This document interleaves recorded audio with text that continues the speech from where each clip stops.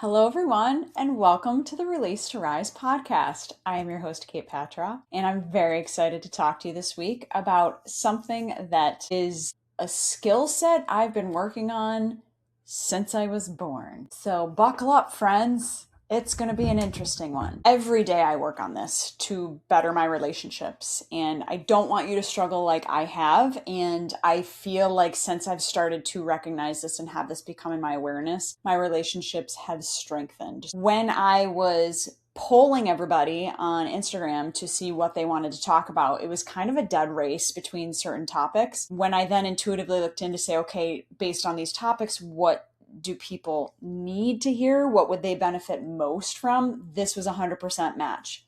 So the topic today that is a 100% match for you to hear is the source truth on why we blame others and how that keeps us small. Blaming is very common. It's a very easy default and also can keep us from expanding and growing and evolving. So I'm really, really excited to talk about this because again, this is something that I have struggled with. It's kind of was my go-to for years. And I will give my husband a lot of credit because he's the one that continually pointed it out to me, especially in the beginning of our relationship. So that was fun little lesson there, but I'm very grateful for it because it has changed the way I interact with the world and helped me strengthen my relationships in all areas of life. Now, I'm going to explain everything the way I see it, the way I've experienced it, and in the ways that have helped me in the hopes that this can then help you.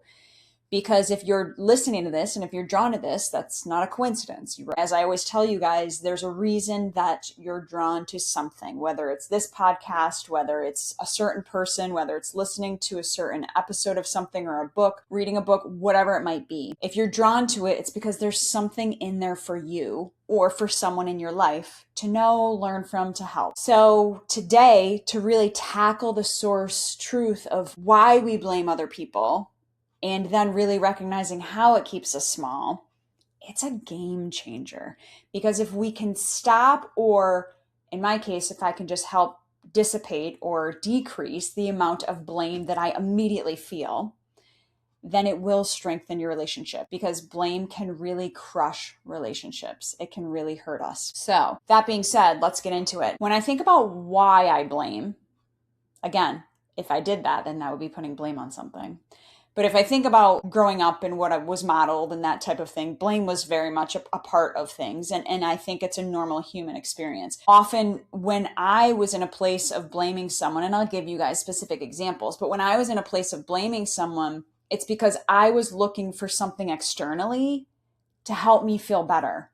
Because in that moment, whatever was happening, I was either feeling shame or guilt or embarrassment or some type of negative emotion that then I felt the need to kind of cast onto someone else. This is your fault. This is because of this. This is because of that. Because then that would make me feel better.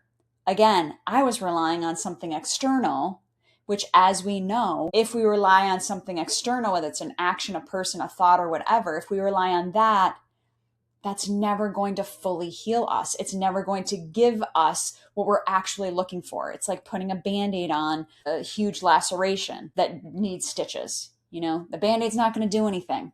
You're gushing blood. You need stitches, right? But in that moment, you're like, oh no, this will help. So it's was my way of trying to appease whatever negative feelings and negative emotions I was feeling at the time. Blaming others helped me do that. Again, putting it out on the external. The ownership was on the external. And then that way I didn't have to look in. I didn't have to self-reflect. Because let's face it, self-reflection is a doozy. It's not for the faint of heart. It's a lot of reasons why people don't really love and go into talk therapy. Because when you go into talk therapy, depending on who the therapist is, my therapist, my talk therapist, homegirl does not play. She will point out to me exactly what I'm doing, and she does it in the most blunt way. But I have a trusting relationship with her that I know that when she says it, she means it, and she doesn't say things just to say them. So when she points something out to me, you best believe I'm going to listen. So self-reflection isn't an easy thing. It's not an easy task. And that's why often people will resort to blame. It feels better. It feels easier than stopping before we react and taking a look in. It really does. And a lot of times people just want easy. because life's hard in general, right? There are so many instances in my life where I blamed.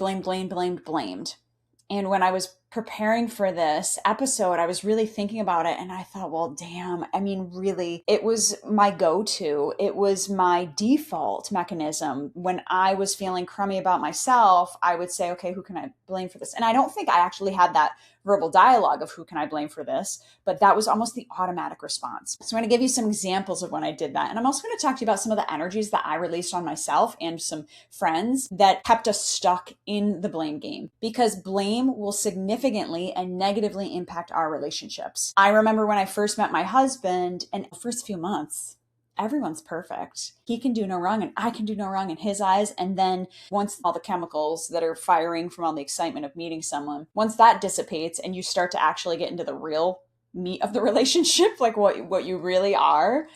And especially when I moved in and we lived together, I didn't understand or recognize consciously how often I was blaming. And he is the one that pointed it out. And like I said, very grateful he did, because it sucked to hear. And I don't know if I necessarily heard it the first time he said it, but he would continually point it out to the point where I was like, well, this is a me problem. You know, if you hear something once or twice and you're like, maybe you can excuse it away. But when you hear it enough, you start to go, yeah, no, I'm the common denominator there. So I'm very grateful for him for pointing it out. And sometimes he'd point it out in a really nice, gentle way. And sometimes it would be in an argument. That didn't always land well initially, but I would reflect on it. Part of me, and one of the things that I think is my blessing and curse, is I do self-reflect a lot, almost to a detriment, where I will not only blame outside for external to make me feel better, but then I can also blame inside. Like, I've always done something wrong. Always.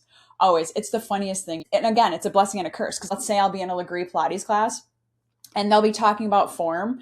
And I'm constantly like, oh, they must be talking about me. I'm blaming me. I'm the one who, and sometimes I am the one, quite frankly, because I'm just fighting for my life a lot of days, because it's hella hard. My favorite workout in the whole world, but it's really hard. In those instances, I'm constantly self-reflecting or constantly think that they're talking about me. I'm the problem, right? So when my husband pointed this out to me, most people would be like, oh, he's an idiot, he's wrong.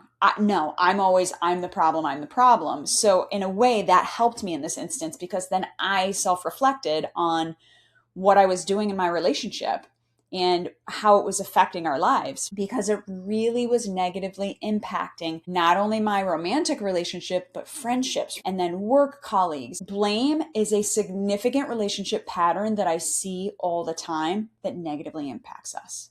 And again, it's a human response to just try to help yourself feel better in a moment. You'll blame something external instead of just internally sitting with it and thinking about why you're feeling the way you're feeling, why that happened, and not trying to immediately eliminate the negative emotions and the negative feelings that you have going on inside. Because that's really why we blame. We're just looking for relief. It's not really ill intent. We're just looking for relief. I used to do this all the time when I was a teacher, all the time in special education. And at the middle school level, the last position I was in, I was a resource teacher. What that means is my students would go to all their regular classes. They would learn just like anyone else. They would come to me and I would have to help them either work on their goals, whether it's increasing their reading comprehension or bettering their math skills or working on their written expression skills. And I would also have to help them keep up with the general education curriculum. That was my job. And every student has a different goal, or multiple different goals. And also, students were on 2 different teams. So I would have oftentimes 2 different sets of math activities and 2 different sets of social studies activities, every subject, foreign language, all of it. So being a special education teacher at the middle school level can often look really easy on paper, but it's not. It's a lot of work and it's a lot of organization. But don't worry, your girl's OCD brain worked very well for her in that case. I had shit color-coded. Guys, I thrived in that setting. But where I struggled was not getting information in time. Our general education colleagues would have to, let's say there was a science test, and they would have to get it to us in time so that we could make sure it was in the right format for certain students. If I had a student who was visually impaired, I would have to make sure it was the right font size, or if I had a student who needed it read, I would have to make sure that was available. It's a lot to be in charge of. And it was the general education teacher's job to get us assignments and projects and assessments to us ahead of time so we could do this. Oftentimes, because education in general is a lot. Special education isn't the only position in education where there's a lot going on, right? General education teachers have a lot to handle too. So the special education teachers would get a little bit forgotten, a little bit left behind, because let's face it, at the end of the day, we as humans can only do so much. Oftentimes they would forget about us. They would forget about letting us know there was an assessment. So then my planning period that normally I would have free to work on a lesson plan or testing a kid or whatever would go, because I would have to read a test to a student or make sure I was in the room available for these accommodations. So their forgetting about us would greatly impact my plans, my schedule, and what I wanted to get done that day. And oftentimes I would get so upset. I mean, just deflated, defeated, and angry that we would be forgotten about. And I say we because it wasn't just me. This is just a common thing. And again, I am not pointing fingers or placing blame in this case, and I'll explain to you why. Because once I learned the reflection, granted, I learned the reflection after I left education, but once I learned it, I was like, well, damn. I almost wish that I hadn't left when I did, because learning and fixing these reflections, it would have been really interesting to see how things had changed in real time. So I would blame them for forgetting to give me materials, for forgetting to tell me about projects, for forgetting to give me assessments, because I needed that stuff ahead of time so that I could do my job well. And I would think, how inconsiderate of them that they would forget about me. It's not that hard to send a test down, and I would blame them for the stress in my day. I would blame their mistake. Sometimes they just forgot. Sometimes their life was too busy. Sometimes they'd been out sick with a kid. Whatever the reason was, it doesn't matter. I would blame them for that action, quote unquote, ruining my day and my plans. And I would immediately put the blame on them because they did this or they didn't do that. That's why I'm unhappy today. That's why I'm miserable in this job. That's why I can't do my job to my best of my ability. And granted, it was hard to do the job to the best of my ability on certain days because of that.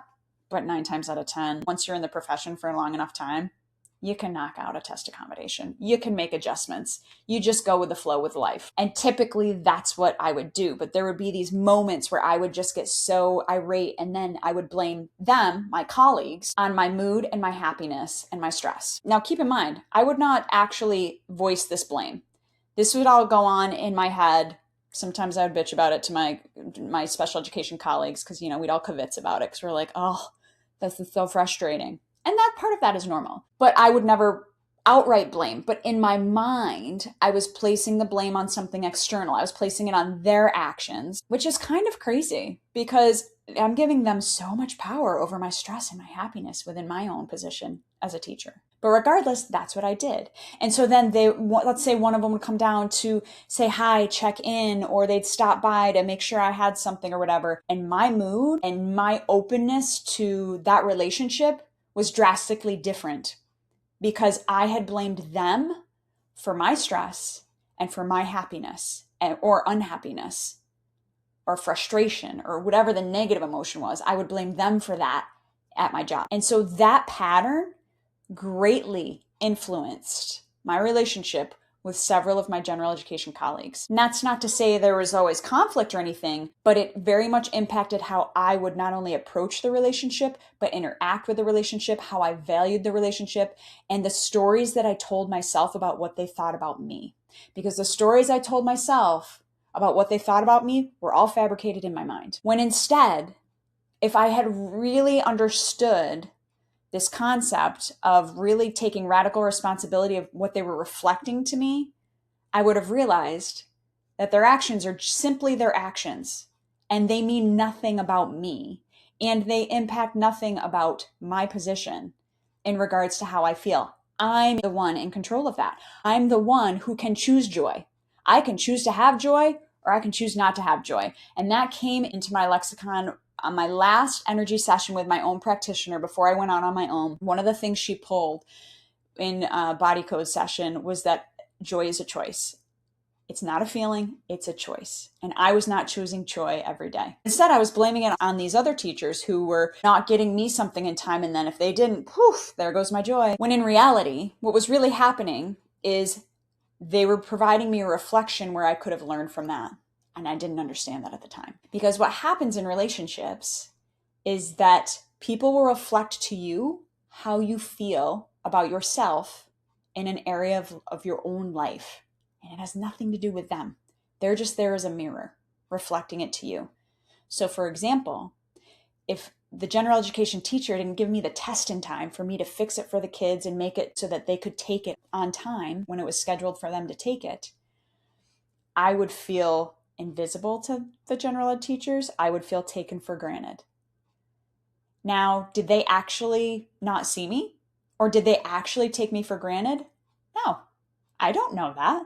That conversation was never had, but that's how I felt. And the reason I felt that way and the reason they were reflecting that back to me is because in one area of life or more, I was feeling like I was taken for granted and I was feeling invisible. And typically where the reflection pops up, so this popped up in vocation, typically where it pops up is not where it started.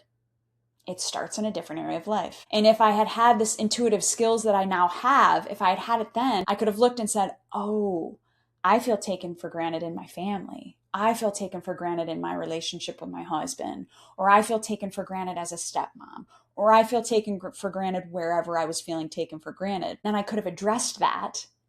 And when you address that and you reflect on that and you learn from that and you shift that, then guess what would have shifted?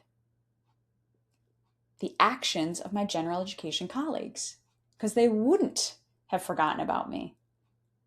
They would get me the materials on time. The reason they weren't is because I wasn't feeling seen or heard or valued in a different area of life.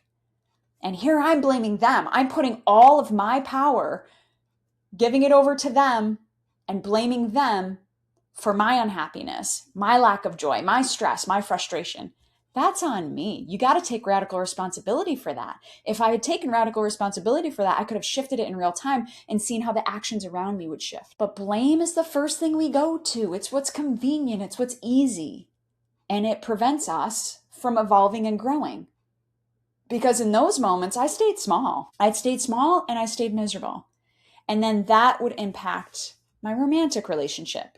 And like I told you, my husband was the biggest person who would point this out to me of how I used blame and blamed everyone for everything. My husband's not much of a planner. And y'all, by now, if you've listened to other episodes, you know that my OCD brain, I love a good plan. I'm very good at planning. I start Christmas list the day after Christmas because on Christmas Day, I'm getting ideas. And I'm like, ooh, that's what they need. That's what they need. They mentioned that. And I start compiling that list, if not that night, the next day. That's just in my blood. I am a planner. It's what helps my nervous system relax a little bit because I'm also a little bit anxious. But my husband is not. My husband doesn't like to plan meals. I do. My husband doesn't like to plan activities. I like knowing the plan, right? I like knowing what are we going to do this weekend? And I like knowing what meals we're going to have that week. And I like just having a general idea. He could fly by the seat of his pants.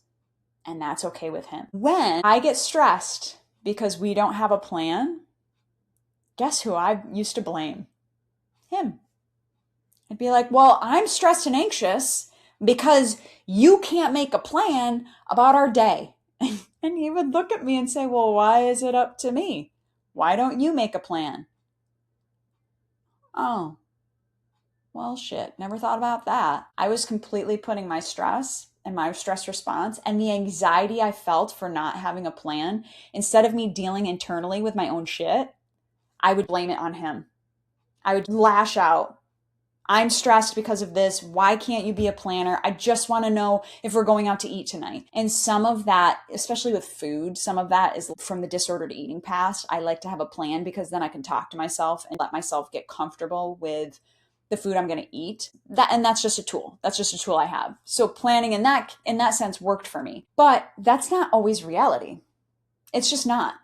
And the funny part is, you guys, when I look back on some of the most fun days I've had as a family with our kids, or even just with him and I, the days that we had no plan and I just let life flow, those were some of my best days. The days where it's like magic happened and you just made good memories and you had great experiences, and those were some of the best days. But in moments where I felt stress and anxiety, I would blame it on my husband not being a planner. When in reality, I could have made a plan for myself. I could have made a plan for all of us. I lashed out on him because the negative emotions I was feeling were very uncomfortable and I didn't want to sit and self-reflect. My human was like, no, girl, it's easier to just lash out. Let's blame it on him. And that's not fair to him, nor is it fair to me, because that's keeping me small. Because in reality, what I could really do is dissect what area of life do I feel out of control? Because this lack of plan has me feeling, because remember, with reflections, it's how you feel. It's not necessarily the action that matters. It's how the action or lack of action makes you feel. So his lack of planning makes me feel two things. One, it makes me feel like I don't have control. And two, it makes me feel like I'm not a consideration. Notice a theme between work reflection and romantic life reflection. Not a priority, not a consideration. But also there was a control piece to that too. So if I had stopped to think about that, I would go, okay, I feel out of control in my romantic area of life. I feel a lack of consideration from my spouse or partner, boyfriend, whatever he was at the time. If I could consider that, then I would say to myself, if I was diagnosing the reflection, I would say to myself, oh, okay, well, where do I feel out of control in other areas of my life? Where do I feel out of control, or where do I feel a lack of consideration in other areas of my life? 9 times out of 10, I would feel a lack of consideration at vocation. Also, I wasn't very good at considering myself physically because I was neglecting myself in some way, shape, or form. Not getting enough sleep, working out too hard, not feeling my body in the right way, not hydrating in the right way. And the out of control piece, oftentimes that was in the emotional area of life, because I feel emotions really, really intensely. It's very hard sometimes to be in a crowd. I didn't understand how to protect my energy, and I didn't understand why I was feeling everything so intensely. So it would just feel very out of control and it would feel very uncomfortable for me. Now I know how to do all that stuff. But in those moments when I would blame him for having me feel stressed and having me feeling like things are out of control, things are stressful, he didn't consider me. If he would consider me, he would have made a plan for today. One, it's not his job. I'm putting the ownership of me on an external person, an external action, and external thoughts. And two, there's no reason why I can't help myself feel better. The way I help myself feel better is looking at that reflection. Once I got that to a healthier place, I did better at going with the flow, and I continue to do better at going with the flow. It's not perfect. I still like to have a plan, but when we don't have a plan, instead of me lashing out and blaming him and saying, this is why I'm so stressed out, or you drive me crazy, or this makes me anxious, instead of doing that, I don't say a word, because I understand that blaming him is not going to do anything for this relationship. That pattern is broken. That had to be broken because it was not serving us. And granted, there's times where I might slip, and that's fine. That's just part of the human experience, but it happens less and less. It's all just part of growth. If I had stayed in that blame game, I guarantee our relationship wouldn't be where it is today. I guarantee it wouldn't be in a healthy spot in the way it is today. I do much better at voicing my stress and my feelings. Instead of blaming him, I'll say, oh, I'm feeling this way. I'm trying not to lash out, but here's my emotions. I'm trying to figure it out. Just be a little patient with me while I figure it out. And he knows now at this point. She's doing some internal reflection. She'll let me know when she's ready. But that relationship pattern really hurt us for a little while. Again, very gratefully pointed it out. Blame can be a huge detriment in so many ways. I have a friend who has a friend. This friend, she married into a group of friends that they all hang out. So it's one of those things where you married in, now they're your friends. This one person in the group, she has a real hard time being around. This person really criticizes her a lot, will criticize the food she makes or her gardening, the actions she takes, even criticize her physique. I mean, just really, really critical. And we got talking about it, and she was like, I don't like the way he treats people. He's disrespectful. He dismisses people. He's better than. And then she started going in on, he makes me feel. And she started blaming him for not only the way she felt, but also not wanting to hang out with the group. When the group would get together, she would get really anxious and she would blame this person, this friend that she wasn't really connecting with and didn't really feel comfortable around. She would blame this person for her anxiety. And we flushed it out. And she was like, well, I feel like I know I'm going to get criticized. Something's going to get criticized. My outfit, something I made. Maybe I baked something too long. Maybe I didn't prune something in my garden the way I should have, or my driving. She's like, anything. She goes, anything is up for criticism. And so when we really looked at it, she was blaming him for her anxiety. But when we kind of dove in, where the anxiety actually came from is, one, she had a very critical mother. So it was very triggering for her to have someone in her life that's not her mother that's criticizing every move she makes. And two, it also sparked this perfectionist piece. She was feeling not good enough. She was feeling vulnerable because she was going to get criticized. And honestly, I would say her nervous system was kind of jacked up. She was feeling unsafe. She was feeling like she had to be vigilant. To me, that means unsafe. If I were to talk to her about her reflections, I would say, okay, well, where in your life are you criticizing yourself, first of all? Because the reason he's criticizing you so badly is because you are berating yourself. And she would criticize everything she said. She would criticize her looks. Nothing was ever good enough. That real perfectionism piece. Where do you feel like you have to be hypervigilant in your life? Where do you feel not safe? Well, she didn't feel safe in her body. She had some trauma that kept her body in fight or flight. So she never really felt safe in her body. She didn't feel confident in who she was. So self-love was really low. She would berate herself. And so this friend in the friend group was simply reflecting to her what she was doing to herself, yet she was blaming him for her anxiety before the social situations. And it impacted her relationships with her friends. Not just him, but just the group in general. Because she wasn't acting herself and she wasn't being herself. Then it impacted her relationship with her partner because that was his friend initially. All of this blame, she's putting it on him to blame him for feeling anxious, when really if she looked within, she would understand that the anxiety is not related to him. He's just reflecting it.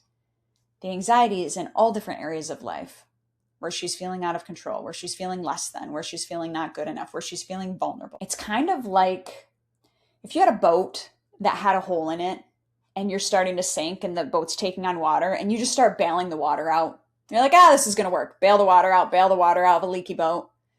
You're never going to move forward. You're either going to sink or stay stuck if you can bail fast enough. When in reality, the best solution is to plug the hole. Bailing the water is like placing the blame. It's not going to work. It's going to feel good for a second. Don't get me wrong. It will, because it takes the ownership off of you. Bailing the water out, that's placing the external blame. Whereas if we plugged the hole and you actually looked at internally, what the hell's going on to make me feel this way?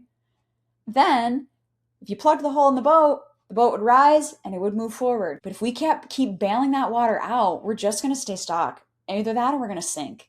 And that's no place to be. What I find people are struggling with now is a lot of childhood wounds surfacing. You'll hear a lot of the talk, we're healing our inner child and all of that really amazing work. Super valid and super needed. But it's funny because oftentimes what I find people are doing is blaming the parents. And don't get me wrong, parents are not perfect and they've made a ton of mistakes. And I'm not saying in any way, shape, or form that what people do is justified. But what I always think when I hear about this stuff is, yes, it's easy to blame the parents. And yes, they have a stake in your upbringing and in how you're molded and in the things that are ingrained in your brain, which I'll talk about some of those energies in a minute. They're an important, critical part of our development. So it's easy to blame them. Listen, I get it. Been there. Still working my way out of there. Super easy to blame them. And also, what a lot of people don't understand is before your soul comes into this earth as a human form, you choose your parents. You either choose one or both. You have a contract with either your mother or your father, or both, to come into this world. And the soul chooses your parents because you have lessons that you need to learn that you haven't learned from other lifetimes. And so you have lessons you need to learn, and this person that's on earth is going to be the perfect person to teach you these lessons. And if you don't learn them this time, no worries. Your soul's going to choose a parent in your next lifetime that's going to teach you the same recurring soul lesson until you figure it out. So yes, super easy to blame the parents. And don't get me wrong, I get it. That's a whole episode I could go into. I get it. And also, I think it's really important and empowering to figure out, oh, well, hell, we chose our parents. We chose the experiences we went through. What am I supposed to learn from this? Because I don't know about you guys, but I don't want to go through this same shit that I went through in this lifetime. It's a lot. It is a lot. And it's been enough. I want to learn and master the recurring soul lesson so that my next lifetime, I'm enjoying the hell out of life. Or moving on to the next lesson, which is more the reality than anything else. So I hear a lot of people struggling with that now. And I don't ever want to invalidate somebody's experiences and feelings because those are also justified. But it's important to simply remember that we chose this life and we chose them to learn from, for better or worse. There's a lot of stuck energies that can hinder us from evolving and can really encourage us to be more in a state of blame. I'll give you some examples because it's come up a lot in my sessions and the sessions that I do. Body code will release energies that are stuck within your body. Belief code is more about reprogramming the brain. All right, just very brief synopsis of what either is. Both can help release stuck energies that make us more prone to blame other people and to rely on the external to help alleviate the negative emotions we're feeling. In a belief code session there was a couple things that came up. First of all, there's a whole section in the belief code that's called victim. I find that so interesting because it can be really hard to get out of a victim mentality. It can be really comfortable to be in a victim mentality.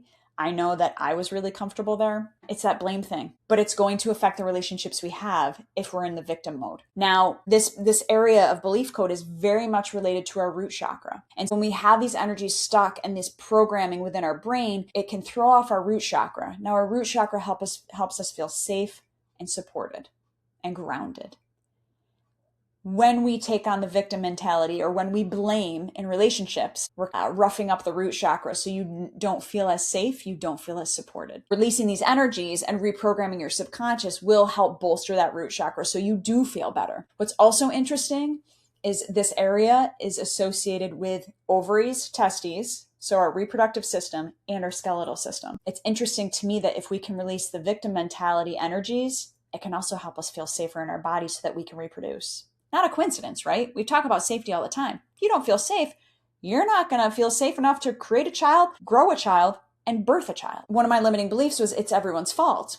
So then my subconscious is like, oh, okay, got it, got the message. Now I need to look for evidence in all areas of life where it's everyone's fault. Well, guess what that means? I'm going to blame the shit out of everything. Because that's what's programmed in my neural pathways in my brain. Thank God that came up. Because then I could suffocate those neural pathways, I could release that energy and then make room for positive to come in so that I no longer feel pulled to blame people and I no longer have that filter on to see it's everyone's fault.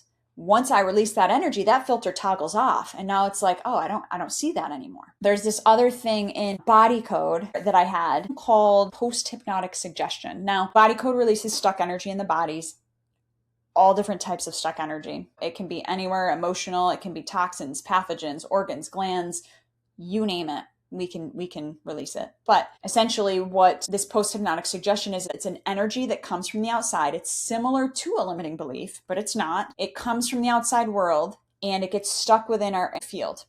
And because it's ringing within our field, similar to how the subconscious works, it gets stuck within our mind, our subconscious is then going to look for evidence to prove it true. The post-hypnotic suggestion I had stuck in my field was, they're ruining it. They are ruining it. Well, isn't that just perfect for the blame game? What that means is that came from the outside. That energetic frequency, that message came from the outside. I was imbalanced in some sort of way, physically, emotionally, whatever. We're all imbalanced because life is imbalancing, to say the least. And it got stuck in my field. So then I start to look for evidence that they are ruining it. whoever they is in that situation. It could be a work colleague, it could be a friend, it could be my husband, it could be my kids, it could be anyone. I'm more prone to see that. Thankfully released that so that now I don't feel that way and I don't look for that evidence to match and validate that energy that's within my field. Because let me tell you, blame can really negatively impact relationships. As we know, there's three parts of healing. There's the physical, the emotional root, and there's the energetics. If I recognize the reflections, that's great. Okay, that's tackling the emotional. If I then try to balance it, that's tackling it with the physical. But if I don't release these energies, this programming, these post-hypnotic suggestions, these limiting beliefs within my wiring in my brain, then I'm not going to fully heal and evolve and grow as a human. Thankfully, all of this stuff came up. Now, I probably have more because there's times where I will slip into the blame game a little bit. I catch myself so much faster now, but we're human. It's going to happen. Every day I just work to notice it more and make sure that I don't speak on it, that I just reflect on it internally. All this to say that if this resonates with you in some sort of way, you could be dealing with a lot of reflections and you could have stuck energy within your system. It happens to all of us. This is just scratching the surface of this. I could get into so many more examples and really dive deep. And we can definitely do that. Maybe even in a webinar, we can talk about childhood wounds and childhood trauma because I can share more about that too. But we have to start somewhere in just awareness and recognizing it. Because I feel like once I was aware, it took me a minute to get to a place where I stopped beating myself up and then was like, oh, let me reflect on this. I started to be aware and then I started to grow and evolve from it. If you're someone who really wants to just learn more, learn deeper, and learn live where you can ask me questions, the webinars are the place for you. Those are going to be starting next month. So you're going to want to get on my email list for that because I'm not going to put them anywhere but on email. I don't want to bombard anyone with anything. With the email list, you can go to katepatraw.com, my website. I'll put it in the show notes. You scroll down, you sign up for my newsletter. I don't spam anyone. If that's something you want, then that's for you. Also, if you feel like the energy work I talked about, if you're like, ooh, I think that's me, pay attention to that nudge. It's going to be telling you something. If you want, I made an energy quiz that can help people see, do I even need energy work or not? Some people don't, but some people really could benefit from it. So you can take that. That'll be in the show notes too. And then as always, if you have any questions or you want to contact me in any way, you can email me. That's in the show notes. Or you can go to the contact me page on my website and I'd be happy to chat with you. I hope this helps because I don't want you to struggle with this for as long and as much as I've struggled with it. I tell you, this is one of the most significant relationship patterns that I see that really can hinder our relationships in all areas of life. I hope you enjoyed today and I hope that this helped. As always, I'm here if you need anything. I hope you have a great week. Talk to you next Monday. Love you. Bye.